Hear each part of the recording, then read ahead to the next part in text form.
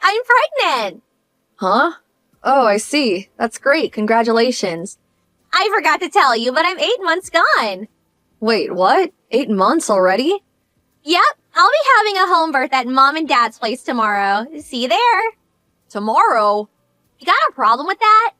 No, I mean, it's great that you're doing a home birth at your mom and dad's place, but I just wish you'd have told me this a little earlier so I could have had a chance to adjust my plans. Excuse me? Since when did I have to get permission from my sister-in-law for everything I do? Are you my boss now? Anyway, you've been married to my brother, what, like 10 years now? How is it that you still haven't had any kids? I don't know whose fault it is, but there has to be something wrong with one of you. So, who is it? Are you a barren wasteland, or is he shooting blanks? In any case, I'm being kind enough to let the two of you look after heavily pregnant me tomorrow. Think of it as kind of like preparation for if you two ever manage to conceive. You better treat me well. I want to see the gratitude in every word, facial expression, and gesture. Why me? Because you're my brother's woman, obviously. Right, I see. So you'll be arriving tomorrow afternoon? That's right. Got it. 2 weeks later. Anya! Sis, are you there? Hey, respond now. My room's like covered in dust. Did you really think this is acceptable? This is the room my little boy's gonna be born in, and you have the nerve to leave it in that state? Will you please get it cleaned up ASAP? Sylvie, I'm at work right now. What? You call that work? Don't make me laugh. You're just holed up in your room like always. Mom and Dad were complaining about how you're always up there typing away on your computer like some video game addicted cave-dwelling beast. I've told you this countless times since coming home, but I work from home. I can do my job entirely from my bedroom. Just because I'm at home during the day doesn't mean I'm lazing around or have nothing to do. If anything, I'm busier now that I was back in my office days. I'm not opposed to helping look after you while you're pregnant, but there's a physical limit to how much I'm able to do. Excuse me? I understand you're heavily pregnant, and I understand you can't move around as well as you used to. But that said, you can still do some things for yourself, and you don't need me waiting on you hand and foot 24/7. Not only that, but your mom's always around if you need her. Please stop trying to force everything on me. Wow, how dare you? Are you seriously trying to force your duties onto my elderly mother? How despicable. That's just bullying, plain and simple. You're bullying your mother-in-law. Who knew my sister-in-law had such a rotten personality?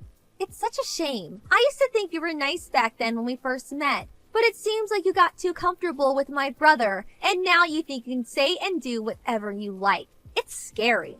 Are you gonna bully me too? I'm gonna feel like super uncomfortable around you now. Oh, give me a break, Sylvie. I'm hardly telling you and your mom to do everything, am I? All I'm asking is that you do the things you can do by yourself, and that she help with the things she's able to help with.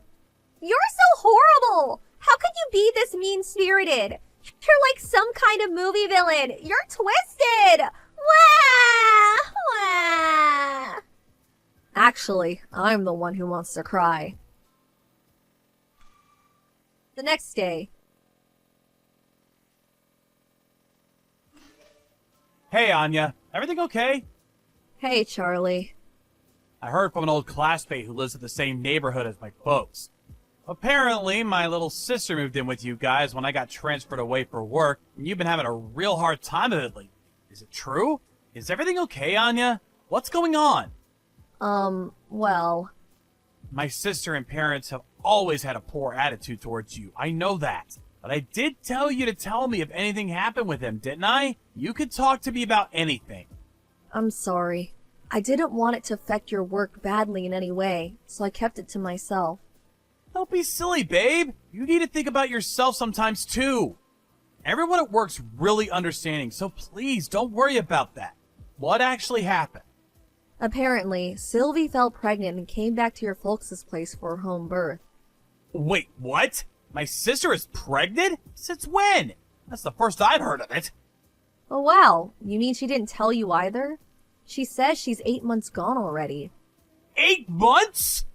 Right? I was surprised too. She only told me the day before I came back home. Then she basically ordered me to go to your folks' place, where I was apparently obliged to be your personal servant, carer, and waitress, and expected to cater to her every whim at a moment's notice. Naturally, your mom and dad always have her back 100%, so I'm basically stuck in a house where it's constantly 3 versus 1. To tell you the truth, I'm finding it a little difficult.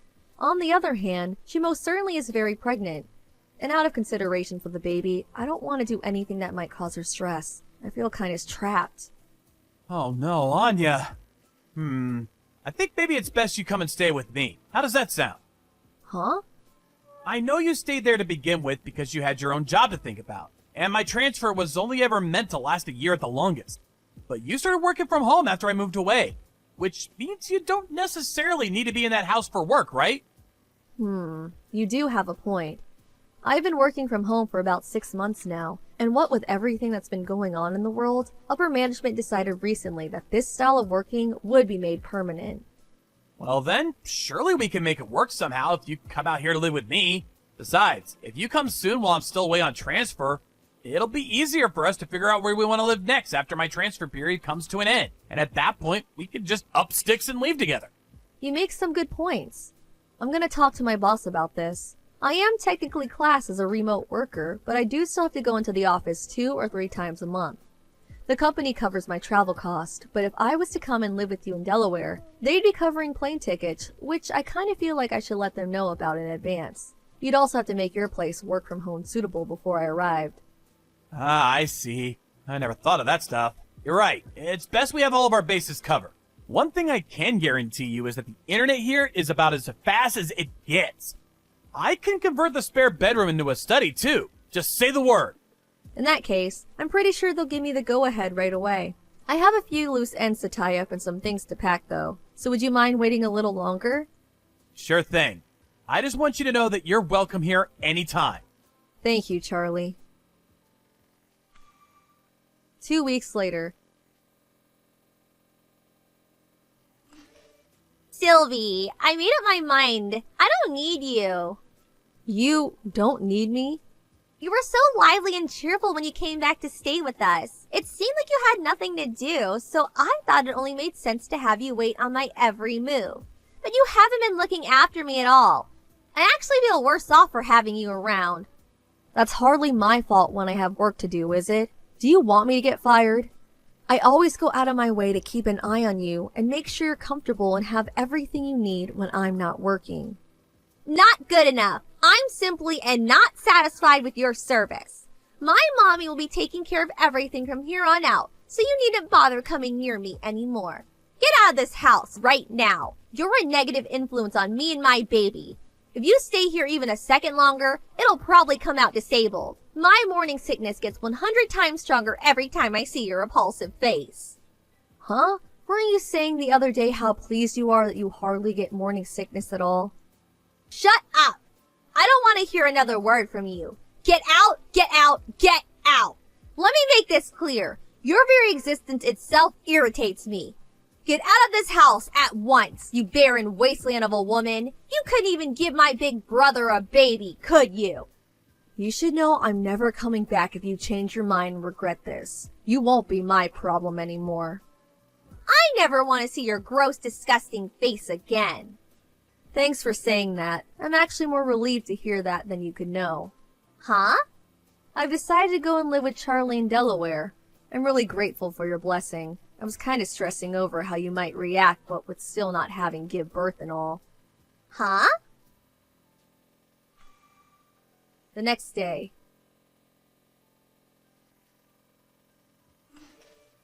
Anya? Are you on your way now? Hey, Charlie. Yeah, I'm just getting ready to board the plane. I'll lose signal, but it's not a long flight, so I should be back with you in an hour or so. Then, 3 trains later, I'll be knocking on your door. Anya, listen. I just received word that Sylvie's been rushed away in an ambulance. Wait, what? Why? Apparently, she started getting severe stomach pains after eating my mom's cooking. Your mom's cooking? Oh no, no, no, no. She didn't, did she? Yeah, I think she did. It's always been a rule in our household to check that the ingredients in Mom's section of the fridge aren't out of date or rotten before using them. No exceptions. It's been over 8 years since Sylvie flew the nest to go live on her own for college. And I'm guessing she totally forgot about Mom's unsanitary culinary habits. Oh my, I think you might be right. I've been cooking all of her meals since the moment she came back. Come to think of it, I don't think your mom cooked for her even once. Not only that, but you've been cooking all of our family's meals for the last 2 years. Breakfast, lunch, and dinner, without fail, every single day. Your food's not only delicious and safe to eat, but you made everything with a healthy balance of vitamins, nutrients, and minerals in mind. My family's probably never been this healthy. As a result, I think they might have let their guard down. They took your cooking for granted, and then when you were gone, well, this happened. Obviously, I hope Sylvie's okay, but how's the baby? Have you heard anything? Last I heard that she was experiencing labor pains and that she was most likely going to have the baby prematurely at the hospital. Oh no, isn't that bad? It's not great, but don't worry. You don't have to go. I took an emergency vacation from work, and I'll be heading down on the first flight tomorrow morning. Are you sure? I really don't mind. I think it's for the best you don't. I can just see it now. My sister hurling nonsensical abuse at you from her hospital bed the moment you walk in about how this is all your fault. Things might change and we might need you to come on short notice, in which case I'll contact you. But for the time being, I'd really appreciate it if you could just hold tight. Okay, I understand. The next evening. Hey Anya, I'm sorry I took so long messaging you. Hey Charlie, it's fine. How's Sylvie and the baby? Are they both okay? I've been really worried about them. The birth went by without a hitch. I have a healthy 8-pound baby nephew. Sylvie's fine too, but how to put this? Another problem seems to have emerged. Another problem? What happened? Okay, so you know how Sylvie's husband is white? Yes? And you know how Sylvie's also white? Yes, of course. What does this have to do with anything? The thing is, the baby's black. What? 1 month later. Anya! Hello? Anya? Please, will you come back? Pretty please with a cherry on top. My brother knows how to cook for himself. He'll be fine on his own.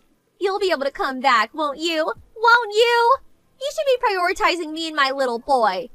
I'm in the mother of all pinches here, Anya. Please! Oh my god, how did things get this way? Hello, Sylvie. I'm glad to hear you and your son are okay. I hate to have to tell you this, but even if I was to come back, I wouldn't be able to look after you like I was doing before. Why not? Things at work started going great when I moved out to Delaware to be with Charlie. He's really understanding of my remote work situation and goes to every effort to accommodate me. We also split the housework evenly. He's such a darling. I feel lucky to have him. But I'm struggling here. How can you live with yourself being all happy and content like that when I'm out here struggling? Looking after a newborn baby is so hard, you wouldn't believe. Like, gosh, how do people even do this? Not only that, but Mom's cooking is so bad, I fear for my life every time I eat. Your mom's cooking? It seems like me getting rushed away in an ambulance wasn't enough to make her learn her lesson. Because she insists on making me her special dishes every day without so much as a glance at expiration dates or whether there's a mold on the ingredients. I had no choice but to start cooking for myself. Can you imagine if my little Tyrone ate something she concocted? Not only that, but I caught her force-feeding him honey from a bottle with "not suitable for infants" clearly written on the label. He's only supposed to be on breast milk, but she keeps trying to feed him additive-riddled grown-up food. And rotten additive-riddled grown-up food at that. That woman is dangerous. My dad lacks a spine to do anything but look the other way and pretend it isn't happening, so he's no help either. Where's your husband in all this? He divorced me. Ugh, don't ask the questions you already know the answer to. I see. So we really did end up divorcing over that, huh? Well, what about little Tyrone's real dad? What happened with him?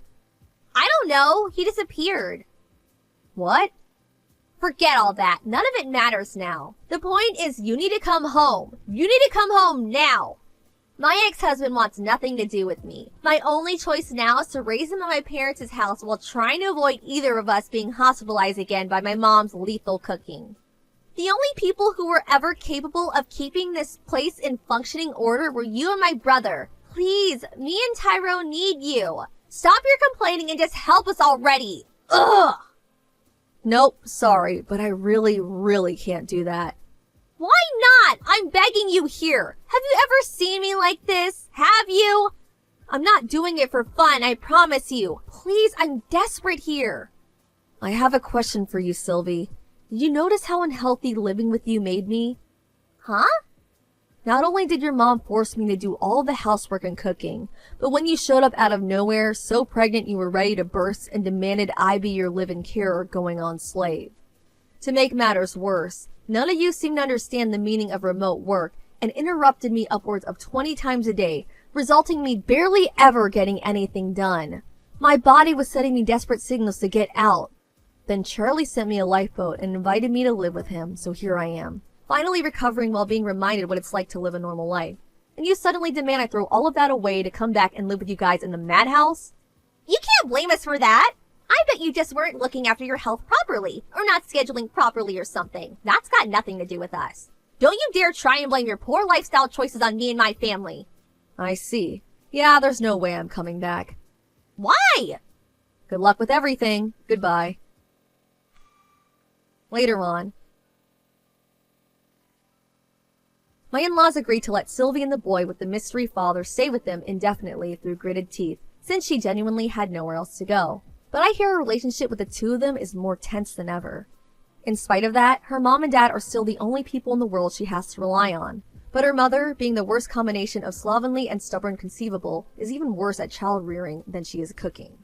The hostile atmosphere that fills the house day in day out as a result of mother and daughter constantly locking horns is so thick, you could cut it with a knife. Upon seeing the horrific state of things, one of Sylvie's dad friends suggested they left Tyrone in the care of a foster home run by a lovely couple he knows. Apparently, Sylvie wasn't opposed to the idea. Little Tyrone's innocent in all this, and the thought of him growing up in such an unpleasant atmosphere turns my stomach. I was relieved to hear about the plans to put him up for adoption. As for Sylvie, she owes heaps in compensation to her ex-husband, so she'll have no choice but to return to the world of work soon enough. Something tells me she won't be getting much time to rest from now on.